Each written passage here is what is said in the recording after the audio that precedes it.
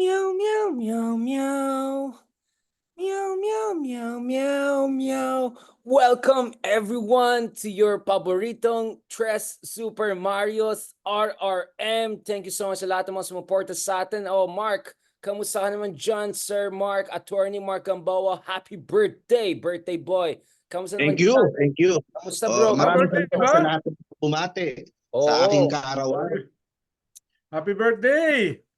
Sir Ronald, Thank you. next year Thank you, sama Sen. ka.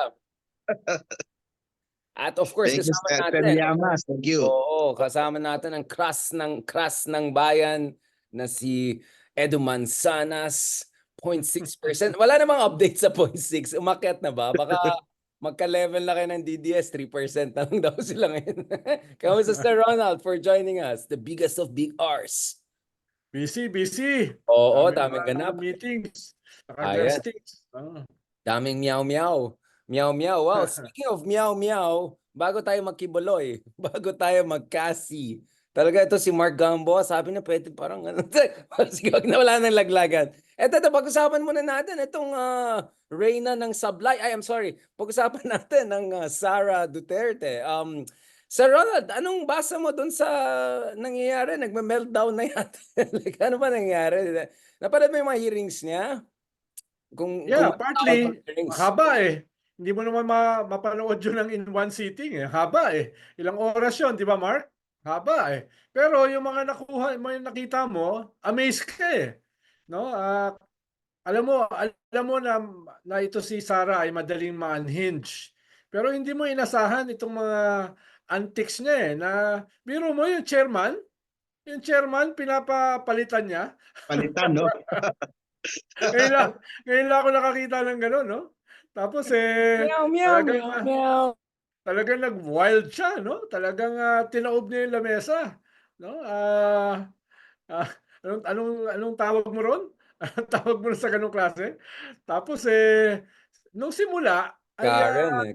nung simula parang medyo na-rattle yung mga kongresista, lalo na yung chairwoman, si Kimbo. Parang hindi nila alam kung ano gagawin eh. Lalo na yung kakaunting supporter ni Sara, medyo sinuportahan siya. Si Gloria Macapagal Arroyo, si Ungab, si Congressman Alvarez, no? Medyo sinuportahan siya. Pero hindi na sustain eh.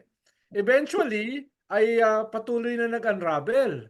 At nung nakabalik na yung ilang mga kongresista, ay nilagay siya sa kanyang lugar. Nilagay siya sa kanyang lugar. Na-lecturean siya ni Congressman Luistro. Eventually, isa Oo. na lang yung kaibigan niya. Isa na lang kaibigan niya. Oo nga. Nakatay siya ni Juan, ni Abante, ni Bishop, no? Parang bingi, napakabingi nitong ating Vice President, no? Na ganun siya. No, medyo nabastos na rin siya. Nung una siya lang ang babastos eh. Nung una siya lang ang nababastos. Tapos si Gutierrez, na-lecturean din siya. No? Eventually ay nasa defensive na siya. At bumalik na siya doon sa kanyang dating mga postura na non sequitur, no? Anong ginagawa Tablay na ng isang joke. ng isang convicted na kriminal, no? Parang yung ginawa niya kay Risa, tinatanong siya, binalik niya sa 2016. No? So for a lawyer, parang nag-non sequitur na naman ng paulit-ulit. No? Pero doon mo nakita, halimbawa sa mga comments, binabasa ko yung mga comments eh, sa lahat ng mga labas niya, 95-98% negative eh. Ibig sabihin, nag-fail siya na makakuha ng simpatsya. Nag-fail siya na nakakuha ng simpatsya. At eventually, yung kanyang mga kalaban ay was able to get the upper hand. At yung kanyang mga kakampi, unti-unti lang nawala. Nakita na ng lang tao yung kaibigan. kapasidad niya eh. Hindi kasi Oo. siya nasubukan nung huling eleksyon eh. Hindi siya na-debate, hindi siya nakita ng tao yung capacity. Ako, ganito ko siya tinitignan ah. Ang ganda ng strategy nila going in eh. Mag-isa lang siya laban sa maraming congressman. Meron siyang fixed na answer para wala siyang masabi na pwedeng mag-incriminate sa kanya. Tapos personal attack doon sa mga congressman na pwede niyang atakihin. Pinaka-obvious syempre yung makabayan, nakaaway niya talaga. Ang problema dito kay Sara, yun lang ang meron siya eh. That's all she has in her tool bag. Yun lang ang sa arsenal niya. She is napakalayo niya sa kanyang tatay. Si Digong magaling whether you like him or you hate him, si Digong magaling magpatawa, minsan bastos, minsan kumaga matalino, minsan nag-playing dumb. Ang daming range, ang daming niyang weapons to choose from.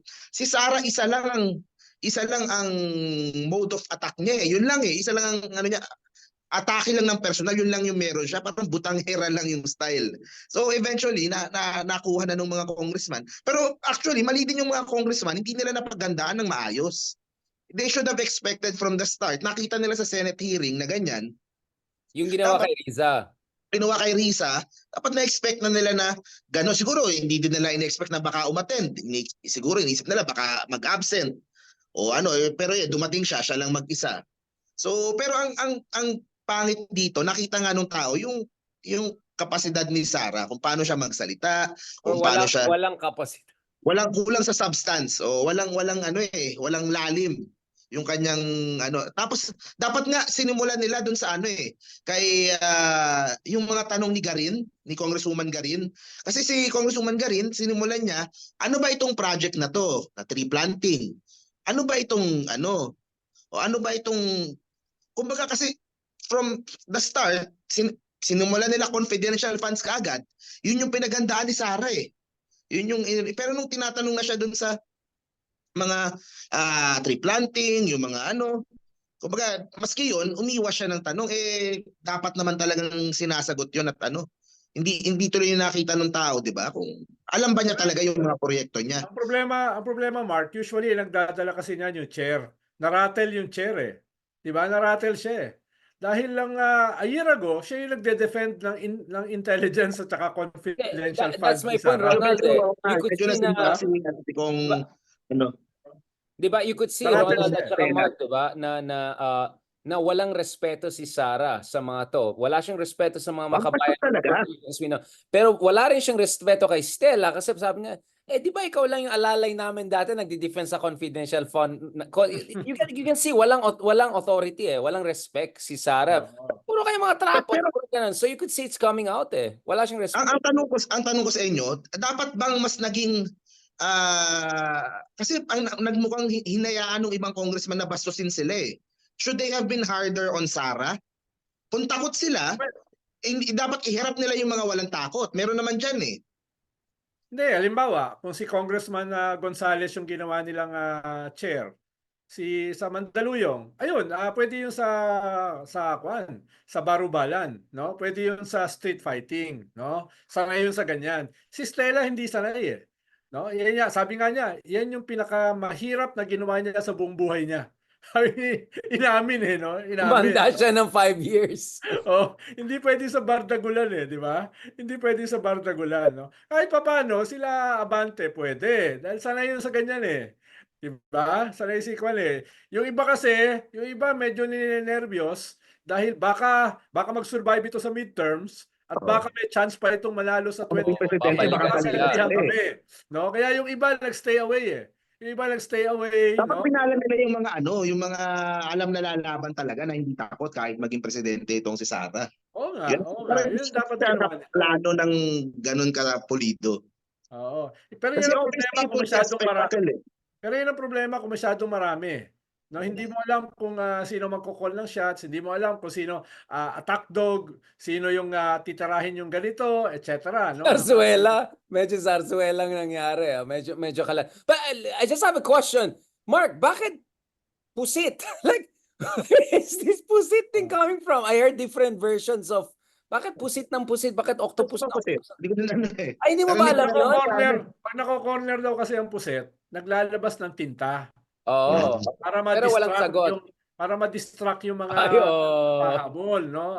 Parang ginagawa ni Harry Roque, yung tinatawag na school tactics. Ang problema hindi ma-sustain ni Sara. Sabi nga ni Mark, yung tatay kayang i-sustain yan. No? Marami siyang pwedeng gamitin ng iba't ibang tactics. Sanay siya Si Sara kasi is a creation of the father. Sara is a creation of the brand. Hindi naman siya a poor copy. Ronald, a poor copy of the father. Oo, hindi siya dumaan sa ganyang klaseng bakbakan maliban dun sa nanuntok siya ng sheriff. Pero yung ganyang klaseng bardagulan, no, yung ganyang klaseng street fighting, hindi rin siya sanay eh. Kaya nga sabi nga ni Mark, nung simula okay naman eh. Merong elements of a strategy. Ang problema, hindi na kayang i-sustain. Nung medyo in-engage na siya, medyo nahirapan na. Oo. No?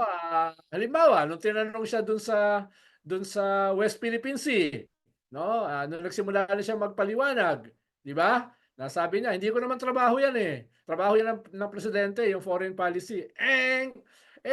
Bakit trabaho mo ba na depensahan si Kibuloy? Bakit si Kibuloy dinedepensahan mo? Tapos yung mga Coast Guard sa mangingisda hindi mo madepensahan.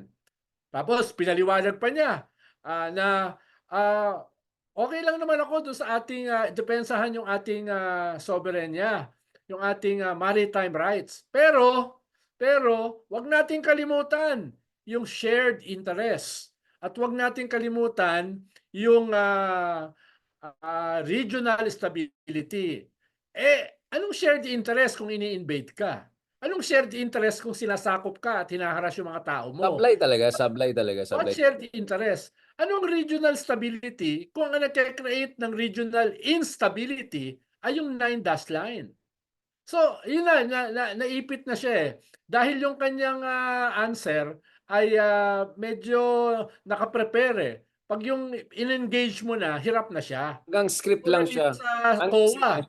actually, Mark was right. Spontaneity is what sets Digong apart Yes, from the daughter. yes. In the same way, I would say Marcos Sr. was also more spontaneous kay BBM. Di ba si BBM rin, mahina rin yan pag spontaneous. Magaling lang sa script. Oo, Ito kahit mas script, prepared hindi naman. speeches yan eh. Hanggang Oo. prepared Si speech lang PPM sila. and Sara, they are kumbaga hindi naman sila makakarating diyan without yung last name nila, yung sa the Marcos and Brat Duterte. na daw, brat. Oo, nung mga tatay, at least Unity. hindi kanyang kayabang. Di ba? Mm. Kasi si Sara, kumbaga it's not of her own dahil nandyan siya dahil sa tatay niya, dahil sa apelido niya, pero ganyan pa kung umasta. Nung una, I thought magtatagumpay yung strategy nila eh, na parang pagmukain na isa laban sa lahat, ganun. Pero nagulat ako, in the coming, yung sumunod na mga araw, ang mas nagte-trending, yung mga sagot niyang Shimenet. Nakita mo na yun, Sir Ronald.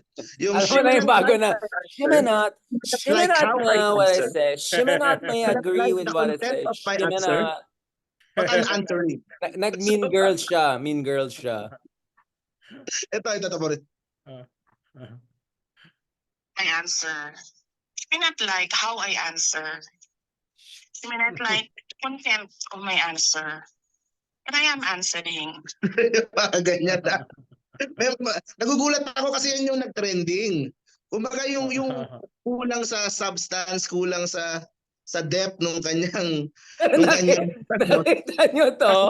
Harry Roque. Nakita nyo yan? Oo, kay Harry Roque. May nagsabi, parang, wait lang, yun ba yung troops niya?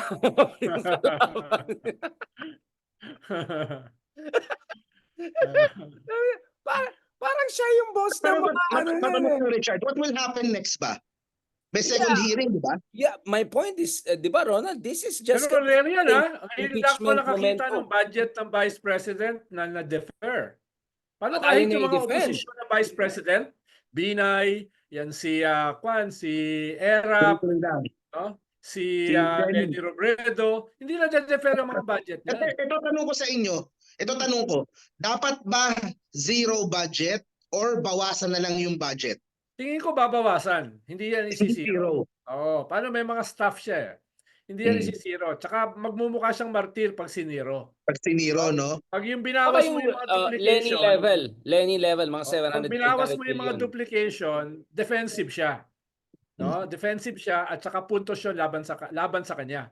Pag inubos mo yung budget, parang kawawa naman yung mga staff. Kawawa naman yung mga empleyado. Yun yung mangyayari. No? Oo. Kaya tingin ko, pwedeng bawasan yan. Pero Ronald. Or i-realign yung, kunyari, yung para sa libreng sakay, ibigay na lang sa DOTR. Or ganun kaya pwedeng gawin? Realign nga. Realign. Yes. Yes. Ganun ang pwedeng gawin. Or, Para hindi na masabing nawala yung project. Hindi na lang nahawak. or ang sinasabi kasi nila, ay ginagawa na eh. Ibig sabihin duplication lang yan eh. So hindi ibig sabihin na hindi ginagawa at gagawin niya. Ginagawa na eh. No? So pwede siyang realignment, pwede siyang ilipat sa ibang mga kwan talaga, ibang mga proyekto. No? Pero kaya 'di ba ang argument niya ngayon is tinitira niya si Lenny na bakit si Lenny hindi humingi ng sapat? Kasi ang sinasabi ng tao ngayon, Lenny was able to operate at a budget of what 700, 800 million max, 'di ba? And she was very effective. So ngayon ang argument na no, no, no, no, masyadong konti yan. Ewan ko na kay Lenny na bakit ganun kaliit. But speaking of Lenny, Ronald, nagpakita siya sa Senate. What's the context of that? Mark, nakita mo yun, yung mga pictures niya? What's going on there? Ano bang alam mo, Ronald, yung Lenny show at the Senate? Alin doon? Alin show? Lenny was at the Senate. Hindi ko nakita. Yeah, May picture nagpakita siya. siya. Oh, may pictures na Riza. Tapos yung pinakasumikat na picture, yung sa harap si Imelda Marcos, sorry. Si Amy. Well, Amy Marcos sa harap na blurred, tapos si Lenny sa likod. So ginawang meme na naman yan. Alam mo, you can think of all the things na Baka Tiwala dinalaw lang niya si Risa. versus Baka dinalaw lang niya si Risa. Yeah, may picture sila ni Risa. But some Baka people were dinalaw saying lang niya, kaya siya nandun. what she's trying to do. Yeah, and she went there without any makeup or anything like that. So parang clearly, they want to make a point na, remind people na Lenny stands for clean governance, whatever, and all of that. So medyo nag-stand out. Ang ganda nung kinuha ng Philippine Star na angle. Now, to wrap up this Pero episode. kahit ano namang makeup mo kay Sarah, hindi naman magbabago eh. She may not put the makeup. She may not. Pero speaking of this, do you think napapunta na tayong na this performance would just feed the momentum for an impeachment? Or rather, actually, she's already shooting herself in the foot. Ikaw nga, buti nga sabi mo, Ronald, 95% yung negative. Ako, 99.9% negative. Like, halos kahit isa wala. Actually, siya na yung nagbanggit ng impeachment eh. Di ba binanggit na niya? Kasi binanggit natin. Daring them eh. Dinedare pa niya eh. Parang gano'n ang labas eh. Ano, impeach nyo ako? Impeach nyo ako? Papahiyaan nyo ako dito? Parang gano'n yung labas eh. Gano'n nga yung ano eh. Hindi, sabi nga niya, kino-crucify siya eh. Wala nang rules dito, no? Kino-crucify siya, 'di ba? Kaya parang sinasabi niya sa dulo, paano nyo na, hindi mo na sasagutin yung mga tanong nyo. Either i-approve nyo o hindi. Ganun na yung kanyang asta, 'di ba? Pero medyo napahiya siya doon sa mga yung banat niya na bakit yung bakit yung Kongreso ay hinihingi sa isang constitutional body, inuutusan para mag-release ng report. 'Di ba? Yun yung isang line of argument niya eh. Ang sabi sa kanya, ginagawa talaga 'yan. No, ginagawa talaga 'yan. Ikalawa, alam talaga yung ikalawa, sabi niya, bakit pinag-uusapan yung mga nakaraang budget? Dapat yung 2025 lang. Tapos sinuportahan siya ni Gloria Macapagal-Arroyo. Alam ng dating Speaker of the House, alam ng dating head ng appropriation, si Ungab, na ginagawa yon. Dahil kinokompara mo yung iba't ibang mga taon hanggang 3, 4, even 5 years. Tinitignan mo yung pattern, no? Na yan ba talaga ay dapat gawin, dapat isama sa budget? Yan ba ay mga lump sum? Yan ba ay mga duplication? Ginagawa yon lalo na sa Senado. Yan ang ginagawa ni Ping Lacson eh. Para ipakita yung pattern ng mga lump sum, binabalikan niya yung mga nakaraang taon, no? Kaya yung sinasabi niya na bakit binabalikan yung 2022? Binabalikan naman talaga yun eh. Pag pinag-uusapan ng budget. So maraming mga non sequitur, maraming mga ignorance na mga hiret, no? Lalo na yung issue ng COA. Yung very simple tanong ni Abante, ang tingin mo ba, Vice President, na yung role ng Congress para busisiin ang budget, no? Yun ang tanong sa kanya eh. Ay hindi niya masagot. Napakabingi naman ang Vice President. Eventually sinagot niya, no. Ang tanong ni Abante, bakit no? No? Anong sagot niya ulit? No ulit. So talaga nag-unravel, no? No, nag-unravel. No? Kaya babaguhin ko na. Hindi na 95% negative, 98. Mas mababa lang ng 1% sa 99 mo. Hindi ko na sinasabi na troll farm yung 2%. But speaking of yung, sabi mo Ronald, kawawa naman yung staff niya. Pero Kawawa ba talaga yung staff niya? I mean, like, yung PR, yung preparations, puro kapalpakan. Kaya sabi ko, kung yung amo mo ay hanggang tanod level lang, no offense sa mga barangay tanod, alam ko marami magaling na barangay tanod, di sana mag-level up yung mga alalay. Ito talagang sablay eh. Sablay Hindi eh. kasi lahat ng staff sa Vice President, dala lang niya na bago eh. May mga staff talaga yung Office of the Vice Carry President over. dati pa, no? May kwenyan, may opisina, may kuryente, 'di ba? Yun ganun ba, no?